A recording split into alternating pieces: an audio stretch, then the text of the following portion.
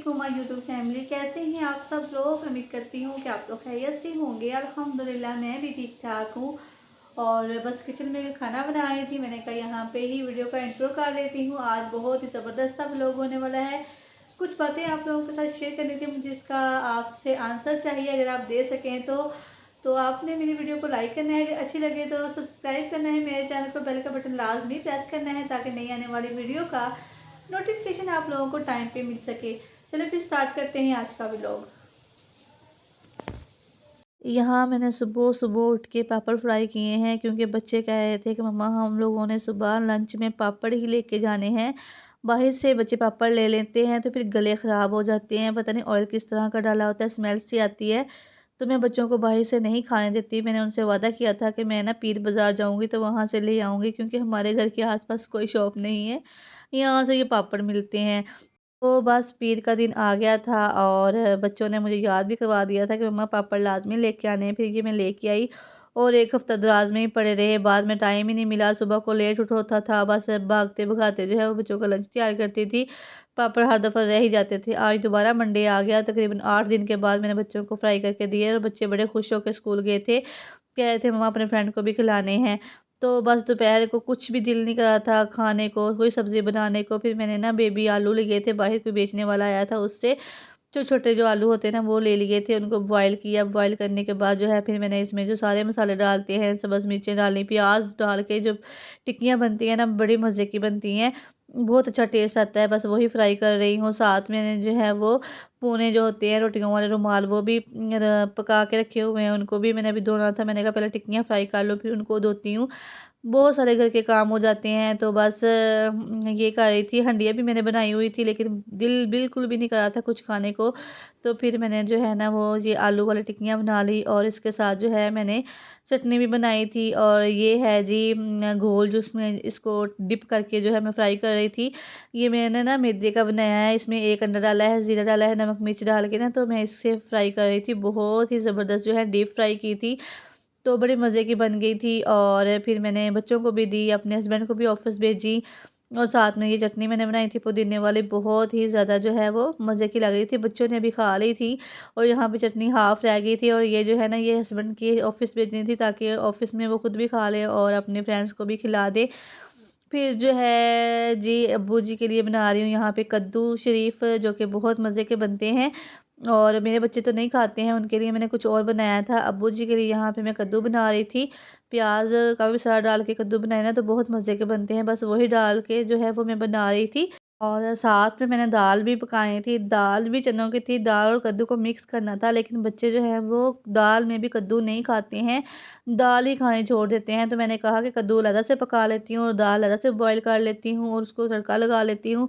जिसने मिक्स करके कद्दू खाने हुए ना वो इसी में दाल में मिक्स करके खा लेगा। तैयब और अब्बू बड़े शौक से खाते हैं, लेकिन बच्चे नहीं खाते हैं।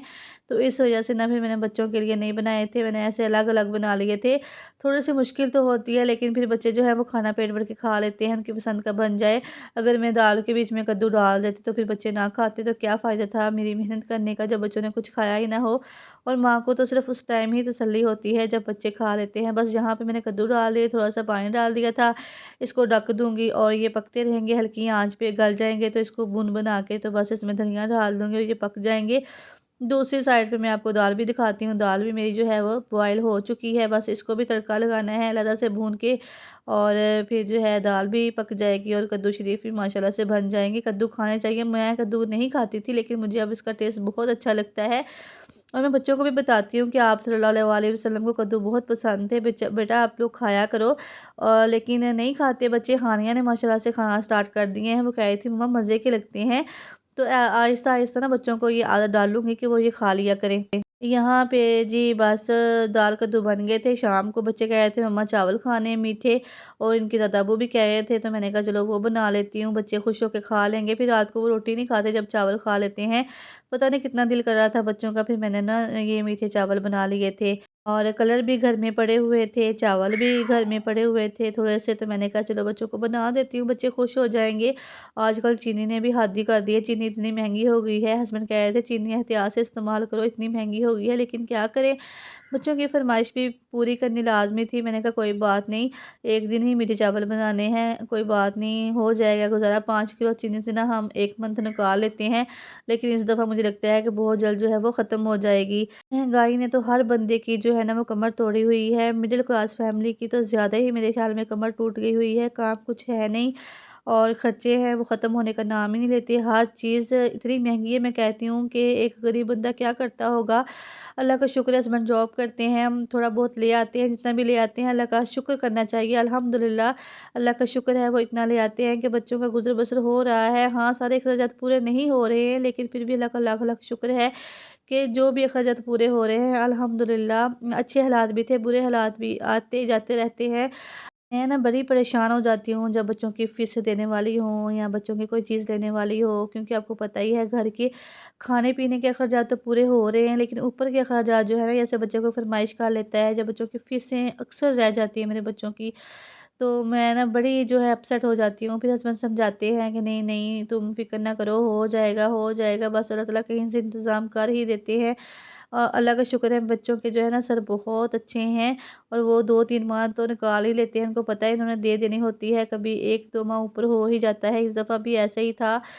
कुछ आपको पता है हालात ऐसे जा रहे हैं, महँगाई इतनी होती जा रही है, समझ नहीं आता कैसे जो है वो गुज़र-बसर करें।